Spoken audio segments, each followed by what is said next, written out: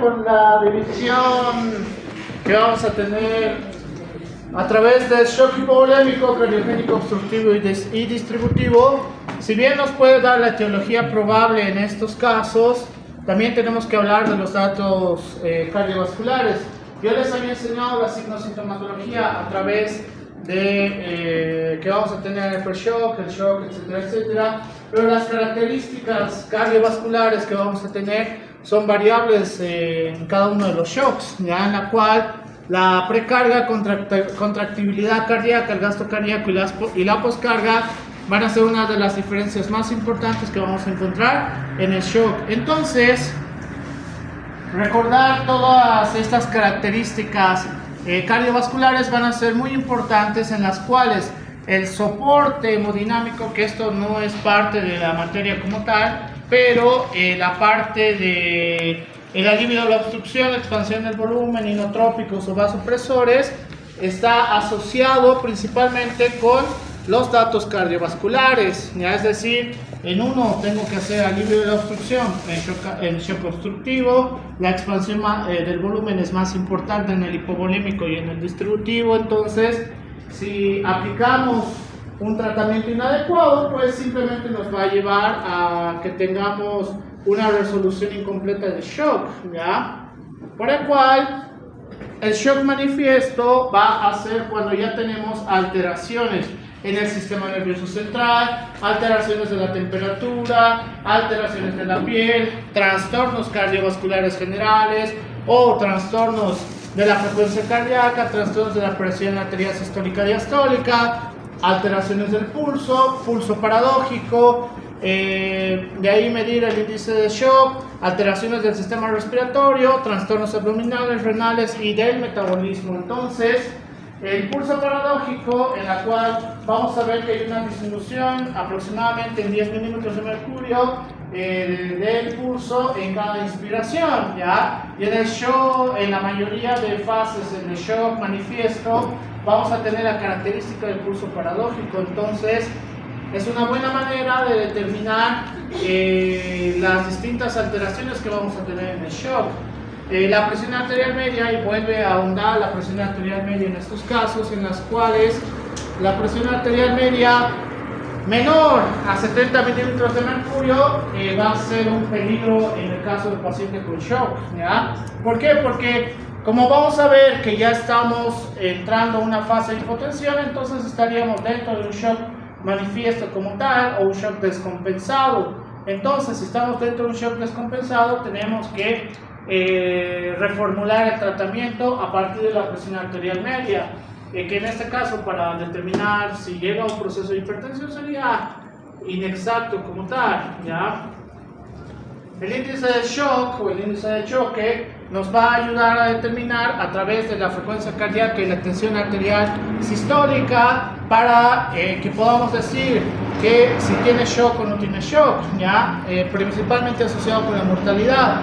De 0.5 a 0.7 va a ser lo normal, de 0.8 a 0.9 shock no manifiesto, y mayor a 1 estamos frente a un shock manifiesto. Entonces, por ese motivo, la medición desde la parte que se encuentra el paciente, ya sea en la ambulancia, ya sea en el servicio de emergencias o donde sea que hayamos comenzado el tratamiento con el paciente en shock, tenemos que determinar bien la signosintomatología y los signos vitales que tiene este paciente, porque esto nos puede ayudar a determinar si estamos frente a un aumento de la mortalidad en este paciente, por el cual vamos a tener otro tipo de parámetros para determinar en qué fase se encuentra o qué tipo de shock puede tener.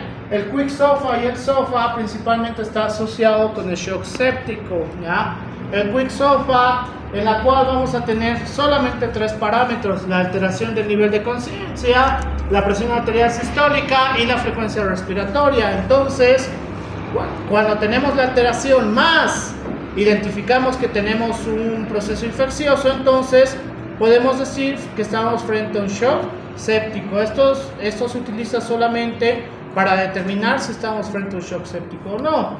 El SOFA, que este es más largo, El SOFA vamos a utilizarlo principalmente para determinar la morbimortalidad que vamos a tener en este paciente, ¿ya? A partir de un shock séptico. Entonces, el tipo de infección, la zona de infección y la característica de la infección nos va a dar mayor puntaje para la escala, en la cual la respiración a través de la medición del PAFI va a ayudarnos a determinar si realmente el paciente se encuentra en un estadio peligroso.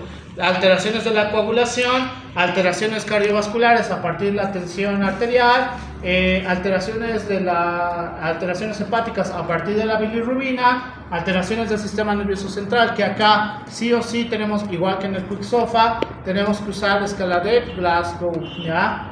Niveles de conciencia, y en la parte renal a partir del flujo urinario y la creatinina. Entonces el SOFA nos va a ayudar a determinar pues la morbimortalidad que va a tener este paciente, por el cual en su examen puedo colocar, no sé, un paciente X, que ustedes determinan la fisiopatología de la shock séptico y calculan su Quick SOFA y su SOFA. ¿Lo ven? Fácil para ustedes. Antes se usaba dos, que era, me he olvidado que se llama el otro porque es más activo, pero me han enseñado. El último que utilizaban era Apache 2. El Apache 2 se utiliza exclusivamente para terapia intensiva. No sé por qué me preguntaban a mí eso, si solamente era un interno. Supongo que para hacer quedarme al interno y ya.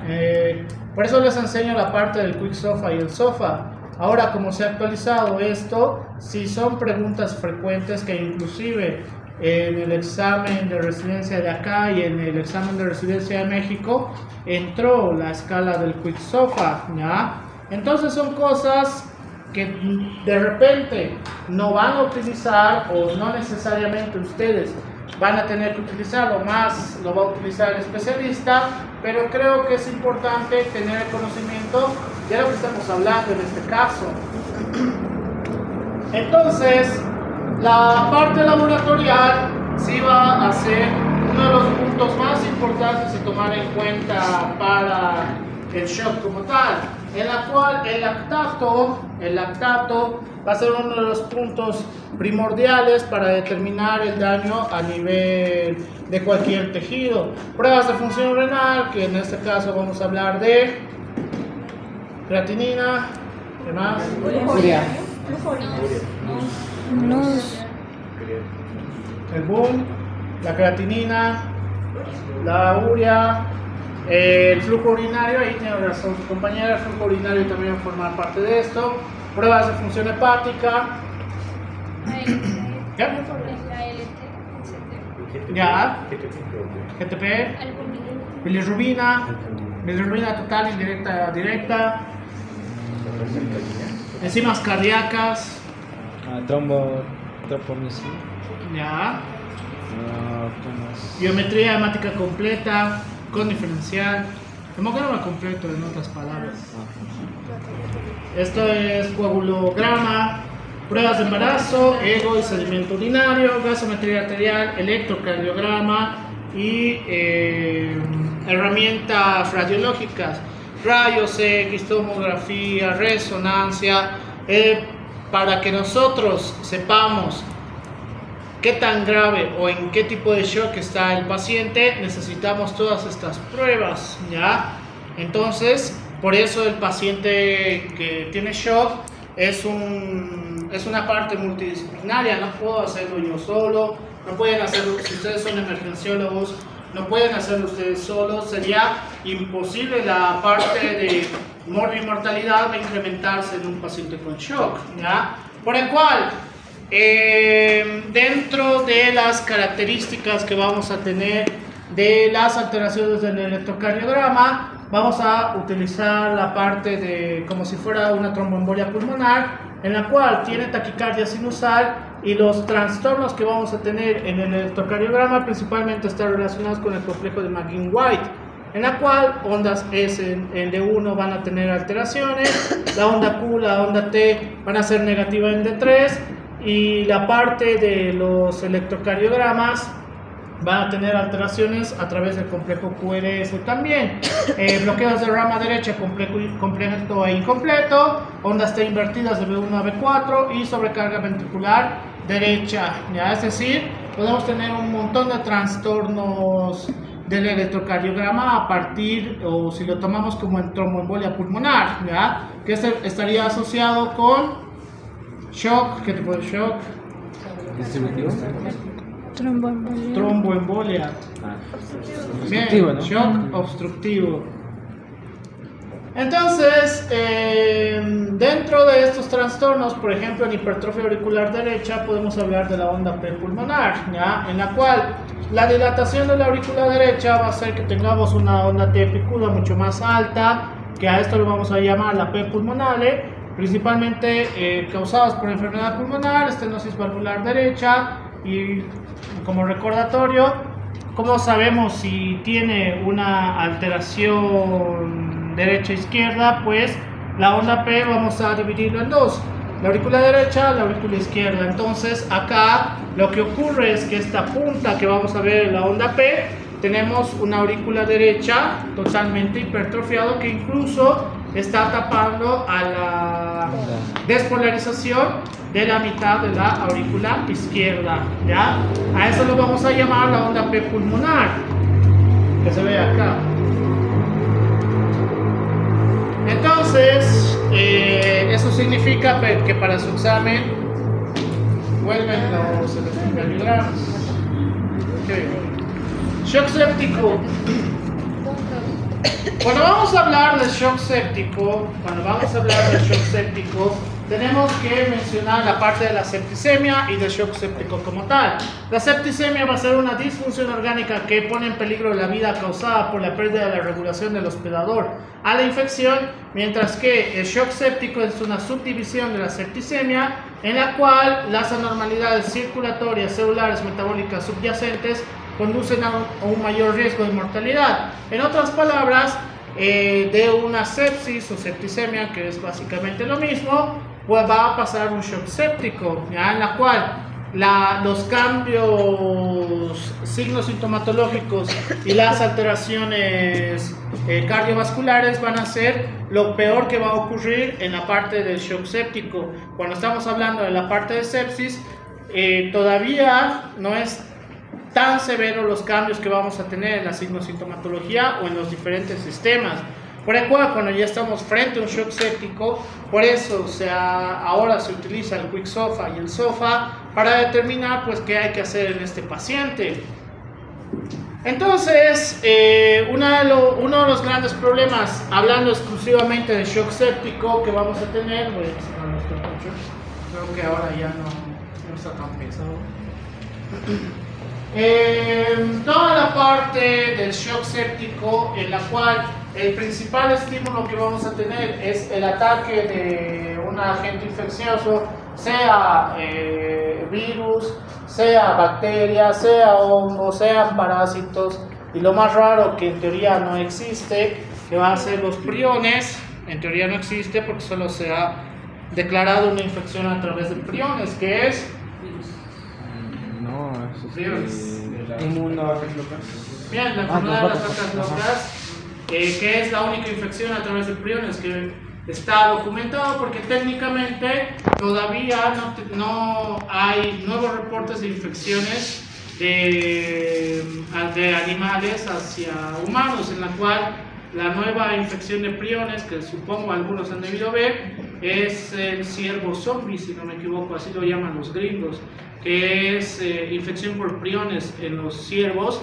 Entonces, muy similar a lo que ocurrió en la enfermedad de las vacas locas, pues causa daños a nivel del sistema nervioso central, a nivel de la corteza cerebral de estos animales, y entonces se ha prohibido el consumo de ciervos en esta época, que era la época alta. Por el cual, toda la parte infecciosa, pues vamos a ver que empezamos con el leucocito activado, en la cual a través de la liberación de mediadores proinflamatorios por los patógenos, vamos a tener la activación del sistema nervioso, del sistema inmune innato y del sistema inmune adaptativo. Entonces, a través de las citoquinas para la parte proinflamatoria, que es la parte mala que vamos a tener en el shock séptico, pues vamos a generar mayor daño a nivel del endotelio, ¿ya? Hay un incremento del daño tisular. ¿Por qué? Porque mientras no eliminemos los agentes patógenos, la parte proinflamatoria va a continuar y va a continuar. ¿Cuál es el problema de toda esta parte proinflamatoria? Vamos a empezar a causar una disfunción endotelial, en la cual esta disfunción endotelial nos va a llevar a un mayor edema tisular. El mayor edema tisular va a causar un aumento de la distancia entre la difusión de oxígeno aumentado, por el cual acá nos va a llevar a mayor probabilidad de formación de eros también, ¿ya? Entonces, ante la formación de eros, pues va a seguir los mediadores inflamatorios, como lo hemos aprendido en la primera parte de fisiopatología inflamatoria.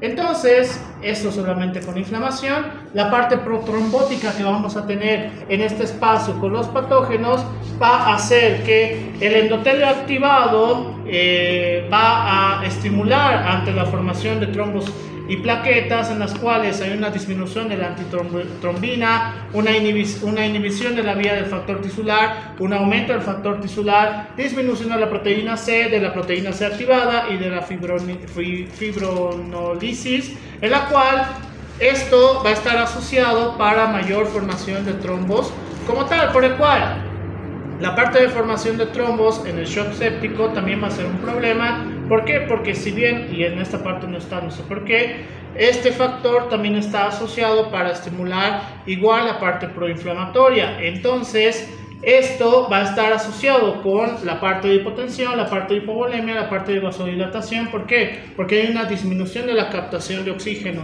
a nivel de la parte celular. Entonces hay un aumento de la actividad de cadena de transporte de electrones, una disminución del ATP, un aumento del lactato, ¿ya? Que por ese motivo en el shock es importante también tomar el lactato como un punto de determinar si el paciente está en shock, qué tipo de fase de shock se encuentra, etcétera, etcétera.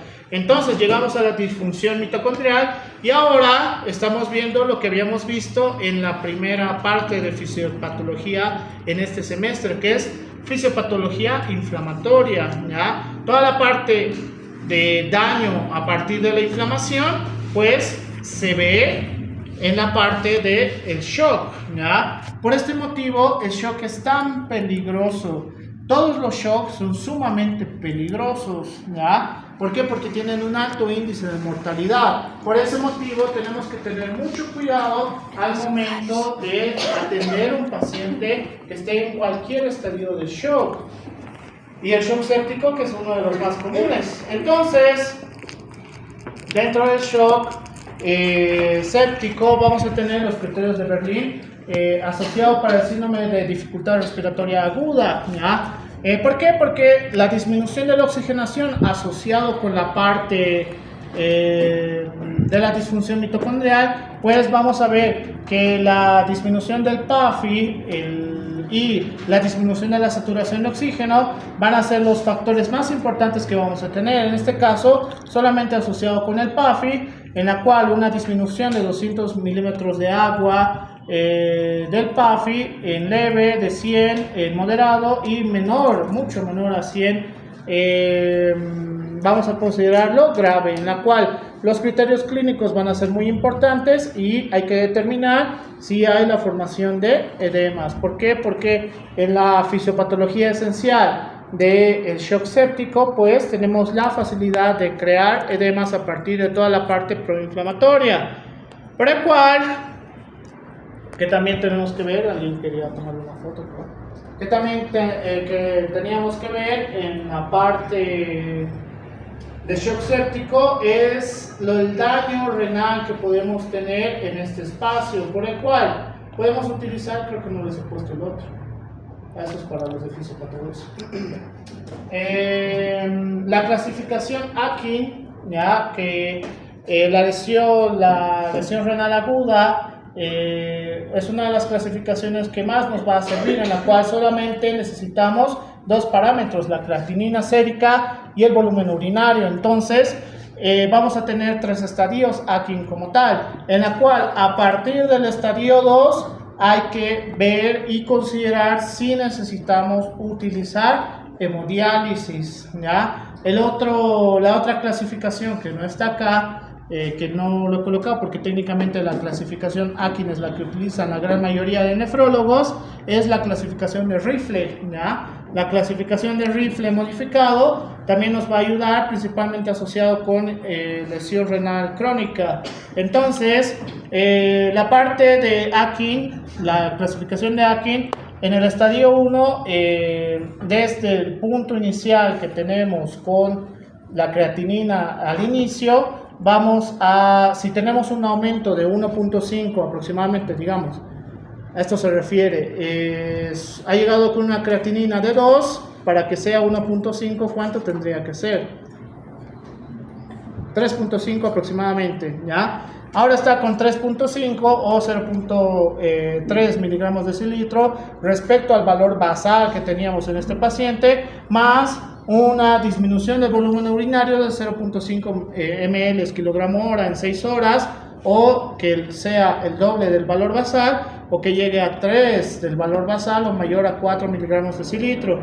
Cuando estamos en el estadio 3, normalmente tenemos que empezar la parte de hemodiálisis, porque ya no hay función renal, ¿ya? No hay función renal, entonces la disfunción renal se nos va a llevar a procesos mucho más severos, por el cual hay que hacer maravillas a los pacientes con shock.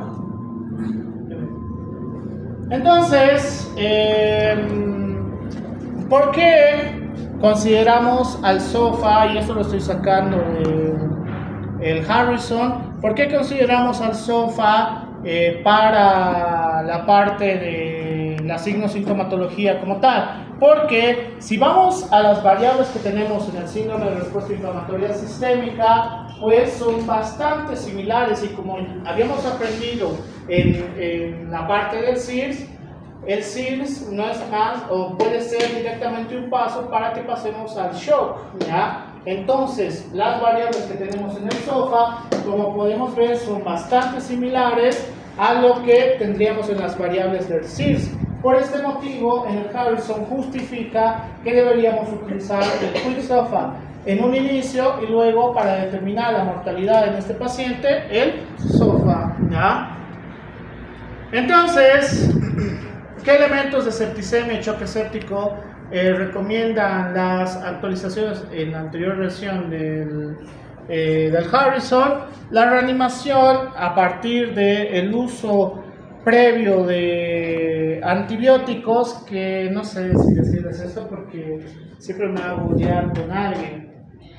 Las últimas actualizaciones asociadas con shock séptico refiere que si estamos frente a un shock séptico y tenemos la certeza que es un shock séptico, tenemos que utilizar los antibióticos de más amplio espectro que tengamos. En este caso recomiendan dos, que va a ser la vancomicina como primer antibiótico de elección, y el imipenem en segundo lugar, ¿ya? El problema es que hay varios colegas que discuten estos aspectos, en las cuales dicen que deberíamos determinar a través de un, ¿qué se llama esto? Es antibiograma ahí. Cultivo, a través de cultivo y antibiograma, ¿ya? El problema del cultivo y antibiograma es que nos va a dar en 5 días aproximadamente el resultado. El paciente en shock tiene 5 días. No, ese es el problema. Entonces, en la última actualización de shock, sí refiere que deberíamos utilizar o vancomicina o imipenem. En el caso que optemos por la vancomicina y no está funcionando, pues vamos a rotar para que pase directamente al imipenem, ¿ya? Y a partir del imipenem dudo que sea resistente al imipenem. Entonces, el control de la infección, la reanimación en caso sea necesario en este paciente, y uno de los aspectos más importantes que vamos a tener en el shock es el apoyo respiratorio a partir de la ventilación. la saturación en estos pacientes, y por eso se utiliza tanto el PAFI, es sumamente importante. Tenemos que determinar bien el aporte de oxígeno que necesitan estos pacientes, porque esto puede incrementar o disminuir la mortalidad de estos pacientes. Por el cual el tratamiento, qué bien que lo he puesto. El tratamiento antimicrobiano inicial con septicemia es muy diferente al shock séptico. En el caso de septicemia podemos optar a esperar todavía la parte de cultivo y antibiograma, ¿ya? En el caso del shock séptico es muy complicado. Si bien en el Harrison menciona todavía elecciones para poder utilizar otro tipo de antibióticos, en la última actualización prefiere utilizar vancomicina o imipenem, ¿ya? Shock cardiogénico.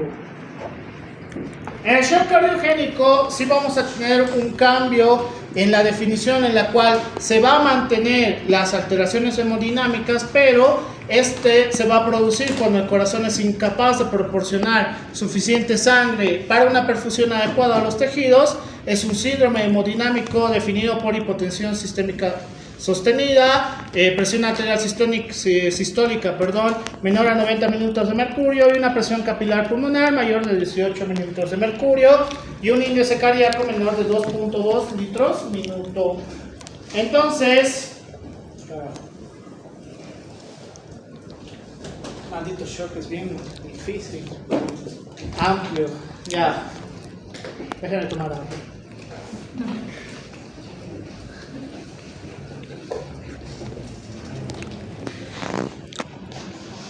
Espero que esté entendiendo todo. No, todavía no.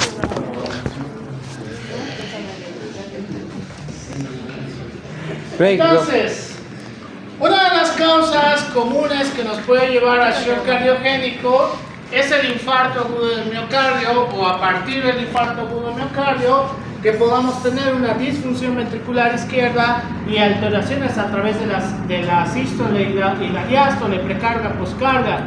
Entonces, a partir del infarto agudo del miocardio, vamos a tener tres elementos, en la cual la hipoxia va a representar uno de los elementos más importantes que vamos a tener, en la cual el infarto agudo del miocardio o la disfunción ventricular, pues tenemos que dividirlo entre la ventilación, los líquidos a utilizar, la disposición de apoyo mecánico y la reperfusión. ¿Por qué? Dentro de la fisiopatología vamos a tener que, si vamos a hablar de la ventilación y los líquidos, pues una disminución del gasto cardíaco y una disminución del volumen latido, más la liberación proinflamatoria que vamos a tener, muy similar a lo que ocurre en el CIRS, pues esto va a llevar a que tengamos una disminución del volumen, por el cual necesitamos hacer ¿qué?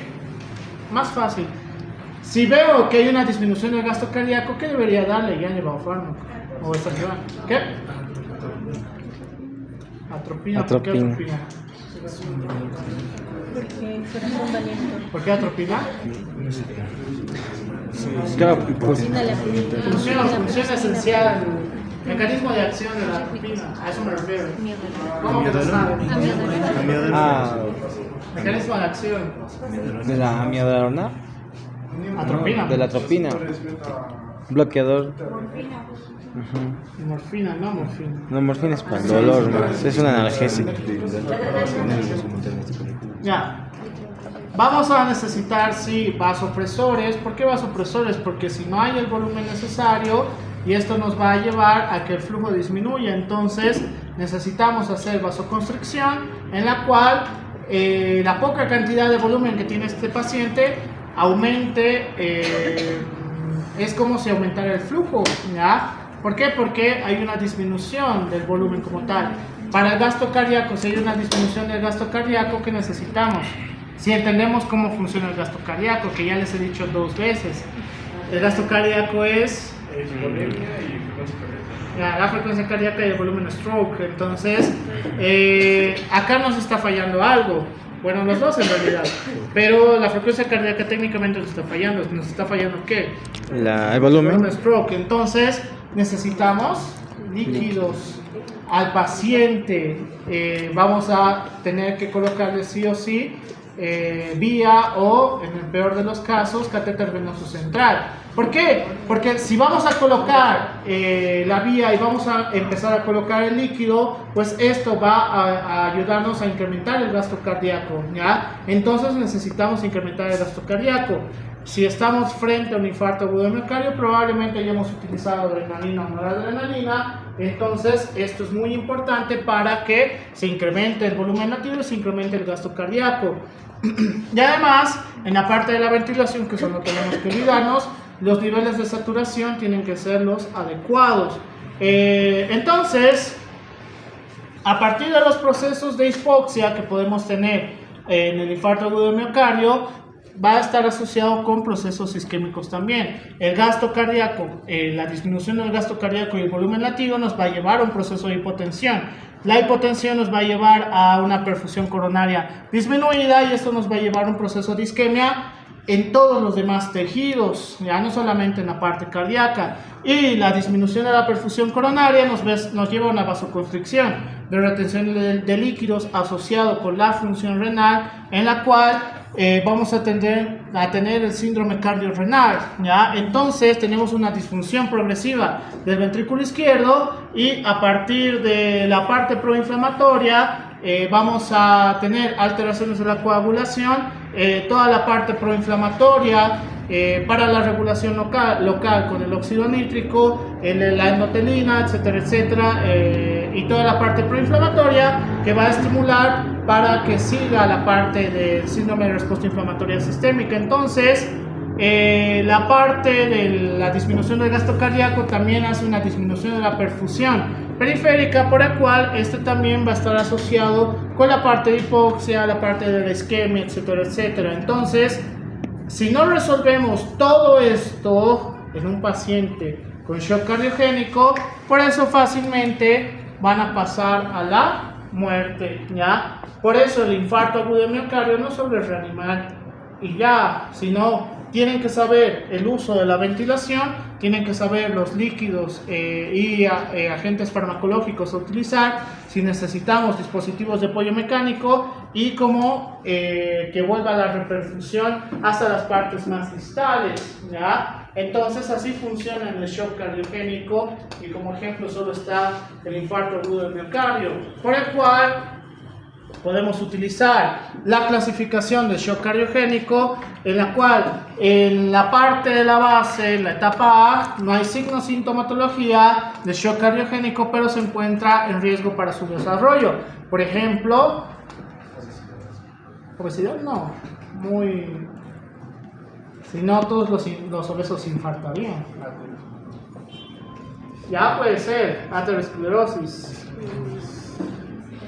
angina de pecho, ¿qué más? ¿Qué? ¿EPOC? Para infartos no tanto. Aumento del colesterol. ¿Dislipidemias? Sí. ¿Ya? En teoría sí.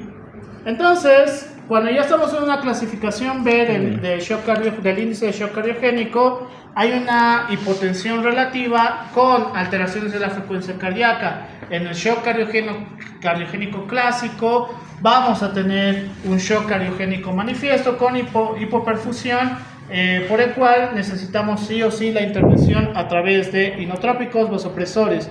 En la etapa D, un deterioro clínico, señales de shock cardiogénico descompensado, y la extrema gravedad, un shock cardiogénico con parada cardíaca y que empiece a causar, no sé, insuficiencia es lesiones, no son lesiones,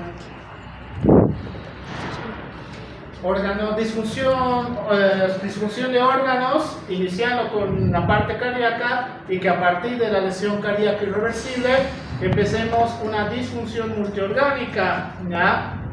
Que bien que me he acordado. Entonces, dentro de la etiología de shock cardiogénico y edema pulmonar cardiogénico, vamos a tener el infarto agudo de miocardio y la isquemia.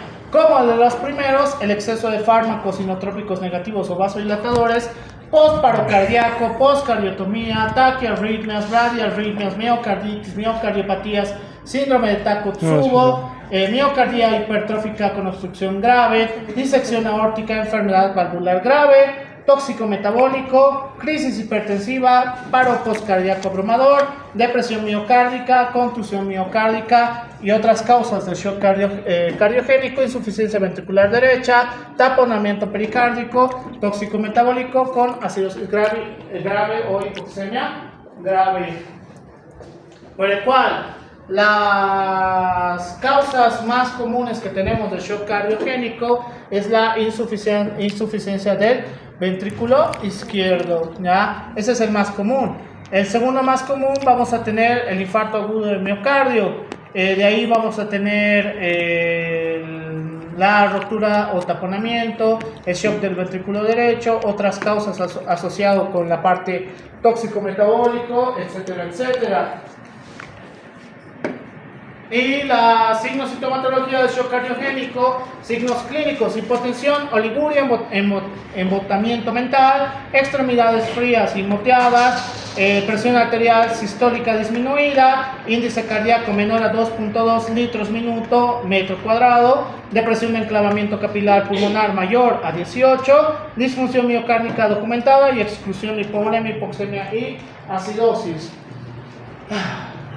Entonces, ya me acuerdo por qué he puesto esto. Hacía otra cosa antes para mis exámenes. ¿Qué creen que es esto? Un algoritmo. Bien. No, también es el otro nombre, flujograma, algoritmo. Este es el famoso algoritmo gringo que se llama STEMI, ¿ya? El STEMI es para determinar cómo tenemos que seguir los pasos cuando empezamos con un shock cardiogénico a partir de un infarto agudo de miocardio, ¿ya? Recuerden, el infarto agudo de miocardio, y más bien me acuerdo bien de esto, no es que el paciente se agarre el pecho y automáticamente pierde la conciencia, ¿ya? No funciona así en todos los pacientes, sino que el infarto agudo de miocardio crea la obstrucción, empieza el dolor, empiezan alteraciones signosintomatológicas, y entonces en la mayoría de estos pacientes que ya tienen problemas cardíacos, porque para tener un infarto agudo de miocardio normalmente tienes alguna enfermedad de base, que a ustedes les dé infarto agudo de miocardio sería muy raro, y normalmente estaremos frente a una angina Prinzmetal, ¿ya? Que les he dicho que es angina Prinzmetal, ¿verdad? ¿Cómo que no?